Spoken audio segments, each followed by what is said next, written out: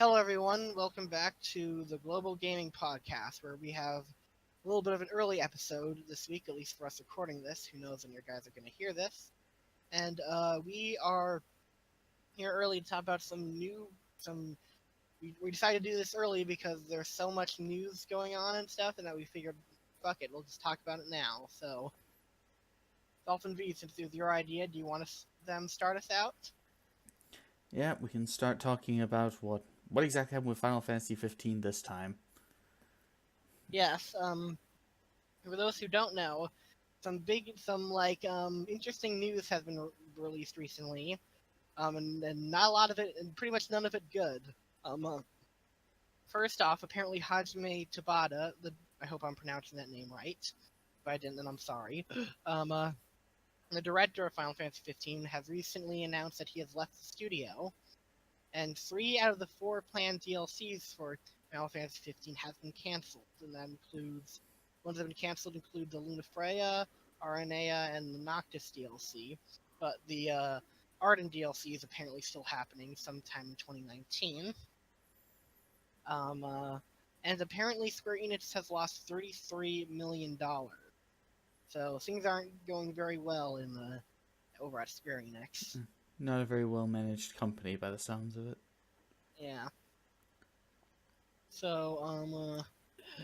So, what I'm wondering is what the heck has happened, but it's probably not going to know for a while because there's probably stuff behind the scenes, and it takes a while to dig through interviews and whatnot to find out what happened. Mm-hmm. Um, uh,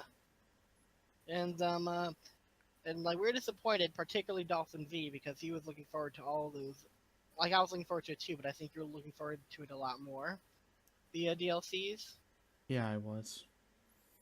at I mean, least they're I still wanted to see Noctis resist his fate. I wanted to see Luna do it as well. I was actually looking forward to playing as Aranea. Episode Prompto doesn't count. All you do is order her around. And even Arden, I was interested in getting to know more about his backstory. With what well, little of it we got. Well, you might actually, because Arden DLC is still happening. Yeah, but if they canceled these three, who knows what they'll do with this one too. That's true. Um, uh, Hopefully, it will hopefully it'll still happen, but Mm. I don't know. Hopefully they'll be able to salvage it somehow, but I have my doubts. Hopefully they'll, I hope, field it out to somebody else who can do it. Yeah, but Mm. I wonder what Tabata's gonna do now that he left Square Enix. I wonder if he's gonna start his own company or if he's just gonna just be a regular guy and work at freelance for some people. If he has left such a big company, he's probably going to get a job at another one, or he may very well make his own game studio.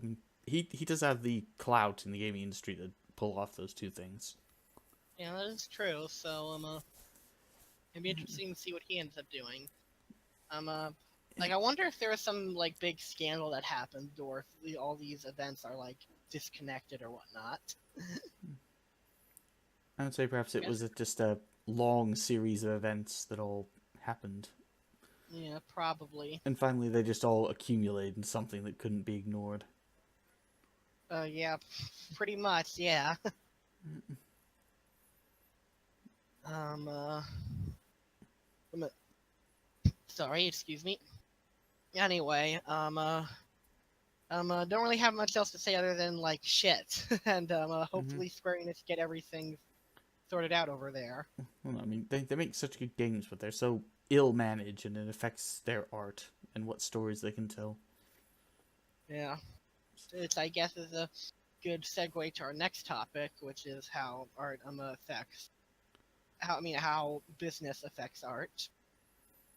We're Mm-hmm. originally going to talk about how business can positively affect art, and we still plan on doing that, but we couldn't find many examples right now. So for now, we're going to talk about the negative of it, or we're just gonna have a general talk about it. And I feel it is really annoying how it's gonna sound really communist of me, and I want to say I'm not a communist. I am a staunch capitalist, But Mhm. like, still, I can't help but think that somehow I can't help but think that capitalism and art just don't mix all the time. I mean, you see, there's so many cases of games or movies or whatnot getting fucked because they didn't meet a quota or some executives weren't satisfied somewhere or whatnot. And like normally when it does turn out good, sometimes it seems like it's by luck, you know. Mhm. Yes. And I can't help but think sometimes, maybe capitalism isn't a good thing for arts, but a good thing for everything else. And like in a way, it kind of is because like objectively speaking, art is kind of worthless in terms of like them. We don't need it to survive and whatnot. But like it is still, but like in my opinion, it's still really important. Well, You know? I believe the world would be a lot less without art. So I'm I happy that totally agree. capitalism has given people a market for it. Yes, I mean, but like what I'm trying to say is like is it always like for things like I don't know. The thing is, I don't know, this is a common saying, but like a lot of times, this indie devs get a lot more freedom to do out their visions because they don't have a lot of investors to satisfy or whatnot. Like most of the time, if you have a director that goes to a big studio and is like, "Hey, I have this really ballsy idea," they're generally gonna 9 out of 10 times probably say no because they don't want to risk alienating their audiences or not. And like I don't know, to a degree, I guess that's good, but like it also kind of sucks because the whole point of art is taking risks and whatnot, not always doing things the easy way, mhm. you know? Which is why we have indie devs that prove new concepts can work. And then the Yeah, big guys, they look at that as well and think, hey, maybe we can do something similar. yeah. And I guess that's in a way why indie gaming is sort of like the best place to be if you're a developer and Mm. whatnot, or if you are a developer who has a lot of ideas and whatnot. Well, I would say it's more how indie gaming has its place in that it can present new ideas to even big AAA studios. Yeah, the problem is and stuff is I feel like with a lot of AAA games they're a bit scared to do some new unique ideas that a lot of indie games have. Like every once in a while we get Ubisoft that released a Rayman game, which isn't like as mass appealing, but still has its own charm, its own fan base or whatnot. But it's like I guess what I'm trying to say is we're not gonna get like it would be interesting. I don't know if any of you want this, but like what I'm saying is I highly doubt we're gonna get a game like the Binding of Isaac or whatnot, or an Undertale with like the budget of a AAA studio behind it. I think that's because like they're a bit that's not what the market a lot of AAA companies want to appeal to. They want to appeal to the average gamer who may not be into that sort of thing. Mhm. Maybe those are bad examples because they're both really successful indie games, but you get what I'm trying to say. Well, they want to see that something is going to be successful before they really get into it. Yeah. Because these games cost a lot of money, and if they're not successful, it Yeah. can hurt a lot of people involved with production. Yeah. Which is why capitalism is bad for art. See, I proved it. I'm joking. And like for record, I don't actually think capitalism is bad for art, or at least not entirely. I was mostly exaggerating or whatnot. Mhm. What I really mean is and stuff is that I s- some of it is I think that games like despite what some people might want to say, I really do believe like games have become like more expensive to develop over time, and like certain things like are more costly or whatnot. Like I'm not saying like this is why, and I'm not. But I know a lot of people are think I'm going to say this is why microtransactions are good. No, I'm not saying that. What I'm saying is because of that, like in order to keep up, they have to spend more money. They have to spend more money on stuff, and thus they need to be more certain that they'll get their money back, and thus are they going to go for the more riskier idea, or are they going to do an idea that's more likely to get the money? And like if you're a business person like who wants to get money out of this, you're obviously going to say the safer idea. Mhm. But it kind of hurts the art in a Creativity. way. Yeah, creative kind of hurts creativity in my opinion. Maybe it doesn't hurt. Like I guess just having like it's not always bad to have uncreative things come out. It doesn't ruin that, but it's more so like the attitude I think of a lot of big movies or AAA games or whatnot. Like at least like the mindset behind like a lot of the big wigs and stuff is like definitely harms it to a degree. Hmm. Like a lot of people like will say like another example of this could be like this is less art related, but still like it'll be a good time to rant about this. Like a lot of people say Disney or SJWE or this or that when they sometimes like here's the funny thing: it's like one thing you won't see in a lot of big Disney movies is a gay couple being there, and you want to know why? Because they want to market the movie to the Chinese who aren't as big on the gays. So it's like Disney wants to them put up the image that they're being progressive or whatnot without being too progressive that they alienate other audiences. Well, that's I'm trying every to, company.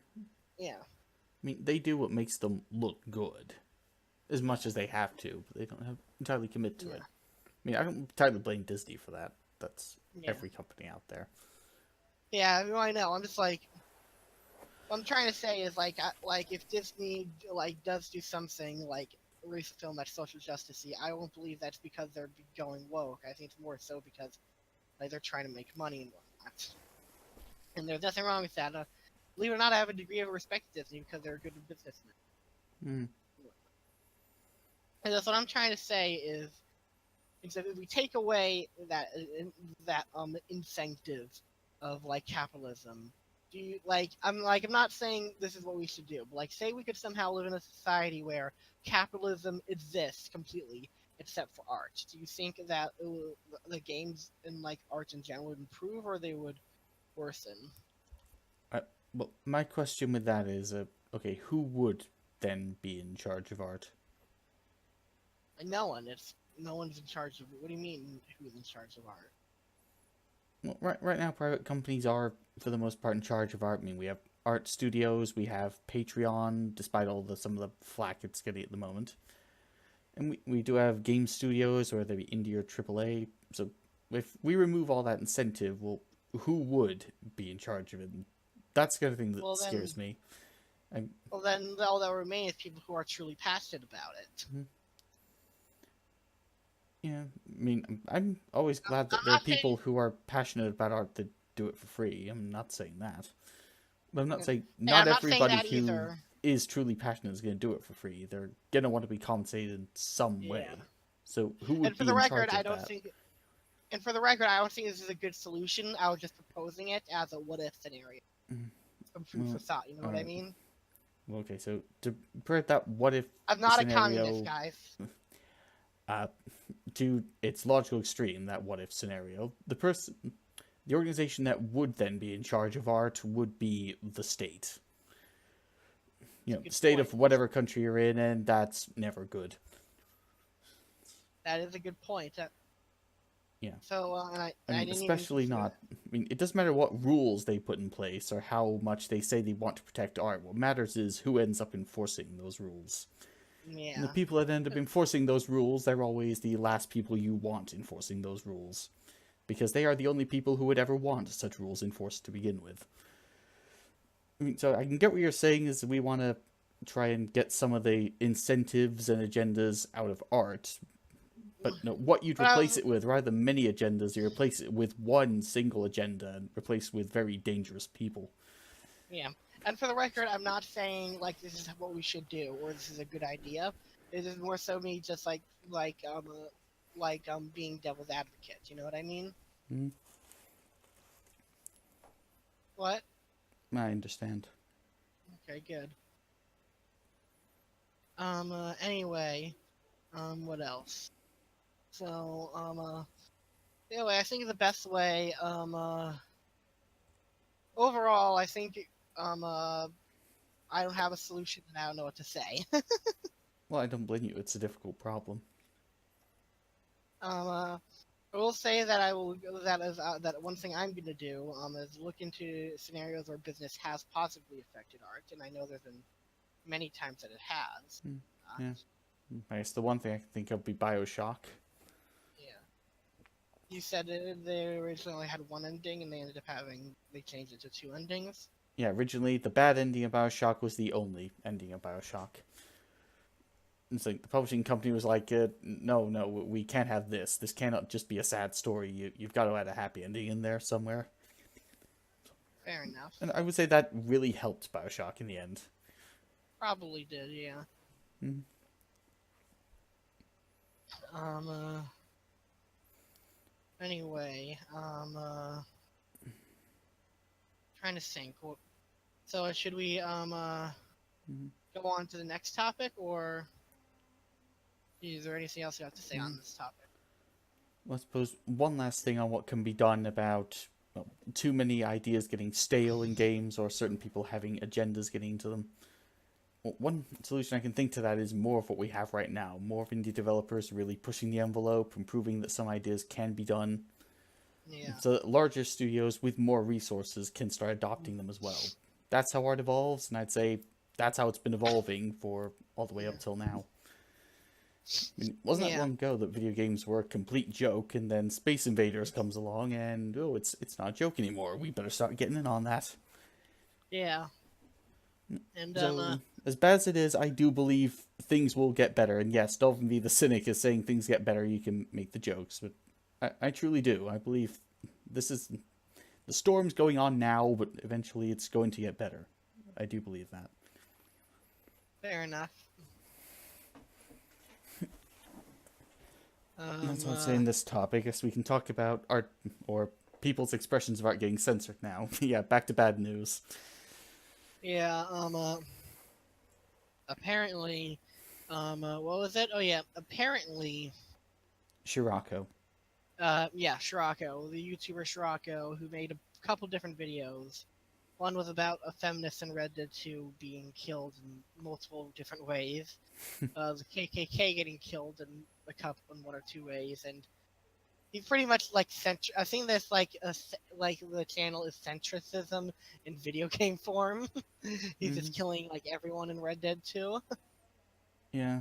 But apparently a lot of I remember seeing the video advertised a lot, and I'm like, I'll check it out eventually. But like apparently he was taken down. His entire channel was taken down recently, but was then brought back up Hmm. due to the backlash. Yeah. Due to all the people at Vice making a huge deal about it.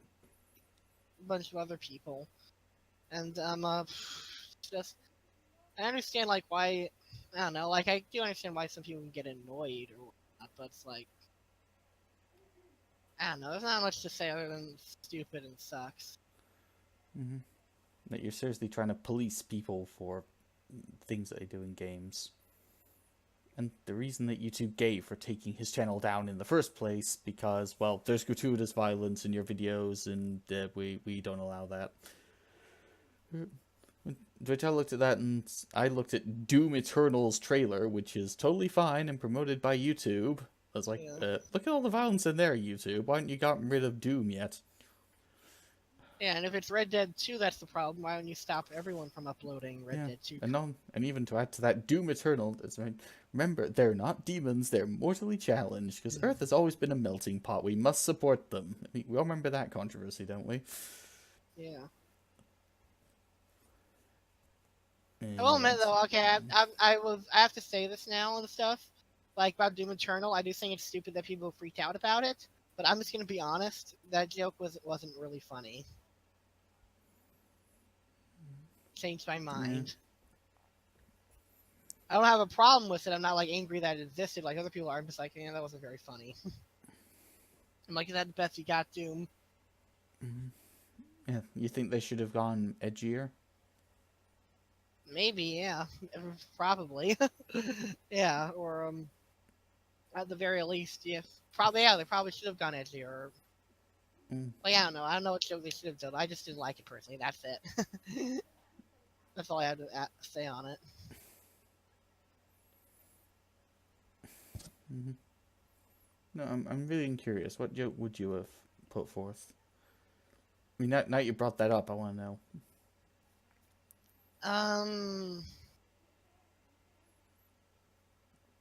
I don't know. Maybe some like they're psychologically challenged, or I really don't know. I'd have to Uh, really think about that no. for a Or that while. we as humans should always be welcoming to those who want to cross our dimensional border. I don't know. Probably. I mean, that definitely probably would have pissed a lot of people off. A lot more than the melting pot thing. That would at least like made me giggle or whatnot, but it probably would have caused more of an outrage. Well, it's just part of what Bethesda was looking for, if we're going to be honest about that.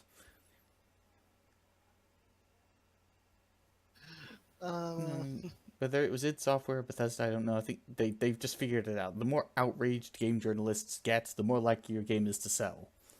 Yeah. I mean, it is good that people are starting to figure that out. Yeah, it is definitely true. And it's also a good thing that Shiraku got his channel back. But that was only because some big YouTubers spoke up for him. Yeah.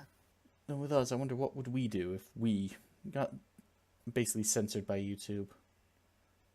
I don't know. Probably would go somewhere else. At least that's my thought. Guess we'd be stuck on BitChute. Yeah. Which was created thanks to all the dumbassery that YouTube's doing. And now with PayPal trying to get rid of Gab, I imagine they'll have competitors as well. It's propping up. Yeah. Which is this. Yeah. Whenever a company gets woke, competition is created. That is true. So ultimately, I'm hopeful things are going to get better. Yeah. I just know they're going to get worse first, but they're ultimately going to get better. Probably. That's what normally happens. I just try to take it by ear and just live a good life, you know. Mm-hmm.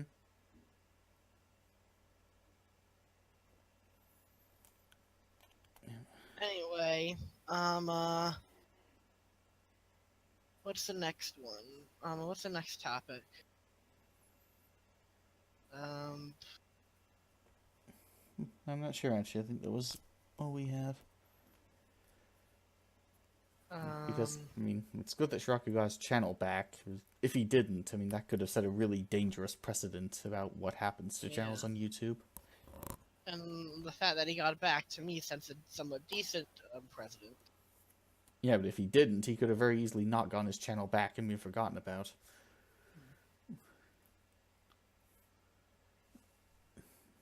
Fair enough.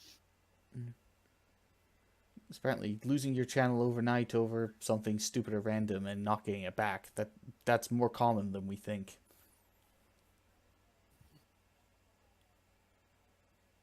Yeah, that is true. Sorry, I was a bit distracted for a second.